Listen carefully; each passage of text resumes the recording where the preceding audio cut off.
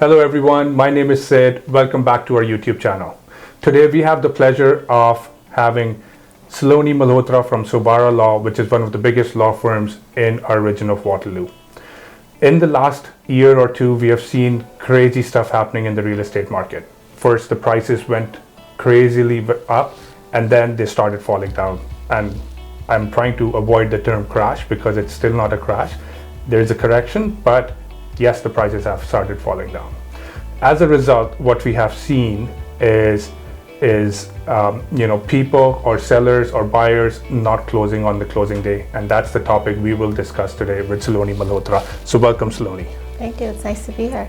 So Saloni, we've had a few transactions off late where, let's say if I am the seller, I have signed all the documents as a seller that I have to with you as a real estate lawyer. However, the buyer fails to close. What happens in that situation? So in this situation, what we would do is tender on the buyer. What this means is that I would exchange documents with the buyer's lawyer. I would say that I am ready, willing, and able to close. And 5 o'clock on the closing day, I will send a correspondence to the buyer's lawyer and say, look, the buyer is in breach of their agreement of purchase and sale.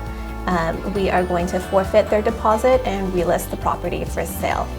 I would never recommend to the seller that they sign a mutual release. What I would suggest is that the property is relisted and sold, and once the second closing has taken place, then we would take a step back and evaluate if there are any damages, and if there are damages, then we would reserve the right to sue. Right. So this is for a seller. What if a buyer, is willing to close the transaction, but seller for some reason has to back out? So this is a really rare occurrence, actually. The only time that a seller would be unable to close the transaction is, say that they have sold their property prior to purchasing something new. And then they've realized that they're not able to find a property that is sufficient for their needs.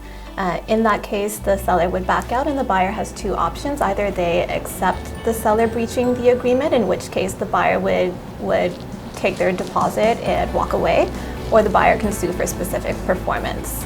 And what this means is that the buyer would sue the seller and demand to take possession of the property. That's interesting. Guys, if you have any other questions related to this topic we just discussed, please feel free to contact Saloni at the contact details given below at the bottom of our screen, or you know where to reach me. My name is Sid. I am your realtor in the region of Waterloo, waiting to hear from you. Thank you.